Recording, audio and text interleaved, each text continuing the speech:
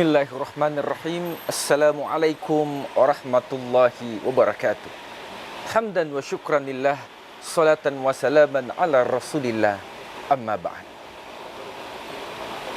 Puji syukur kita panjatkan kehadirat Allah atas nikmat yang diberikan, yaitu nikmat kesehatan, nikmat keimanan, dan juga nikmat harta.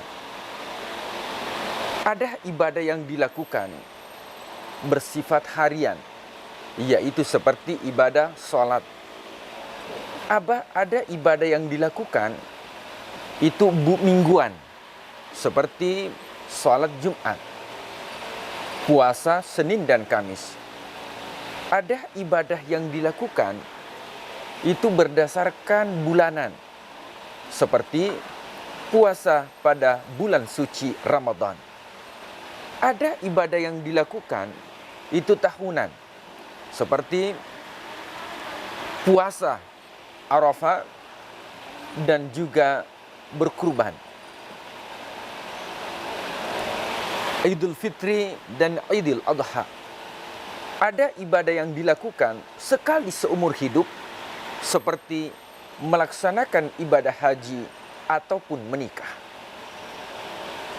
Dalam hal ini, bahwa di momen bulan Zulhijjah mendekati, Zulqa'dah mendekati Zulhijjah, ada ibadah tahunan yang dianjurkan oleh Allah, sebagaimana dalam Al-Quran, fasalli li rabbika wanhar.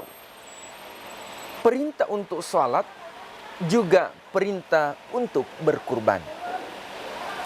Maka berkurban merupakan ibadah tahunan yang bisa dilakukan tiap tahun sebagai bentuk mendekatkan diri at-taqarrub kepada Allah Subhanahu wa ta'ala.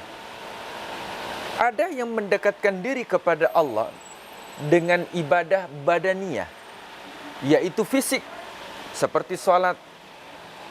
Ada ibadah yang dipakai untuk mendekatkan diri kepada Allah dengan harta, atau yang dikenal dengan ibadah maliyah. Akan tetapi, ibadah maliyah ini, ibadah dengan harta, mengeluarkan harta, ada yang bersifat hanya untuk dirinya, tapi bukan untuk orang lain. Seperti ibadah haji dan juga ibadah umrah. Akan tetapi, ada juga ibadah yang kita lakukan dengan harta, maliyah dengan harta, bukan hanya untuk dirinya orang yang mengeluarkan harta tersebut, akan tetapi juga bermanfaat bagi umat. Maka ibadah tersebut adalah ibadah kurban. Maka dalam Al-Quran ketika Allah mengatakan fasalli li rabbika wanhar, salat dan berkurban, ini merupakan sebuah perintah. Tapi apakah perintah itu menunjukkan kepada kewajiban, atau hanya menunjukkan kepada aktivitas atau ibadah sunnah? Nah, di sini ulama berbeda pendapat.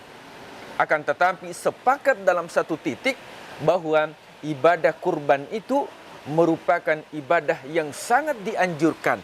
Kalaupun hukumnya sebagai sunnah, maka berfungsi sebagai sunnah muakkadah, yaitu sunnah yang sangat dianjurkan oleh Rasulullah sallallahu alaihi wasallam. Sahabat people yang dimuliakan Allah, Rasulullah sallallahu alaihi wasallam bersabda, "Man lahu sa'atan." Siapa yang diberikan kelapangan, rezeki, falyudhi, maka silakan untuk berkurban.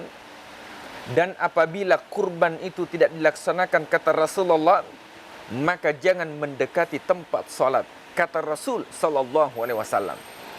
Maka ini yang dijadikan sebagai patokan para ulama, bahwa kurban itu merupakan sebuah kewajiban. Kenapa? Karena perintah yang ada ancaman. Ketika perintah itu ada ancaman, siapa yang tidak melakukan, ada larangan untuk mendekati tempat salat, maka ibadah itu hukumnya sebagai wajib, sebagaimana yang disepakati oleh madhab Abu Hanifah. Akan tetapi menurut madhab Imam Syafi'i dan juga Imam Malik mengatakan bahwa kurban itu hukumnya sunnah dianjurkan, yaitu sunnah muakkadah, yang posisinya sama ketika orang melakukan akikah.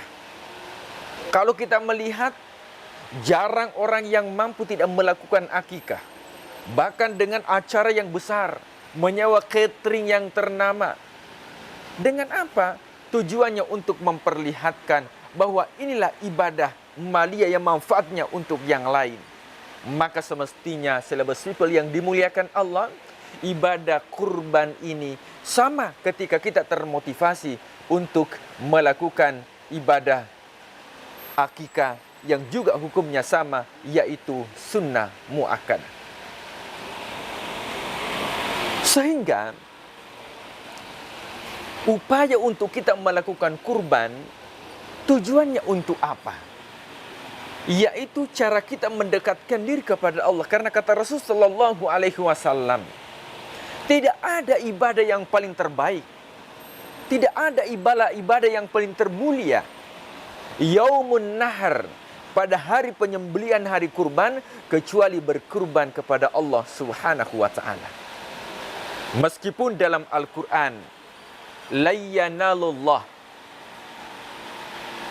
tidak sampai kepada Allah darahnya, tidak sampai kepada Allah dagingnya, tidak sampai kepada Allah kukunya, akan tetapi yang sampai kepada Allah adalah taqwa minkum, yaitu takwa kita kepada Allah. Makanya ketika seseorang takut kepada hewan, maka hewan itu dihindari.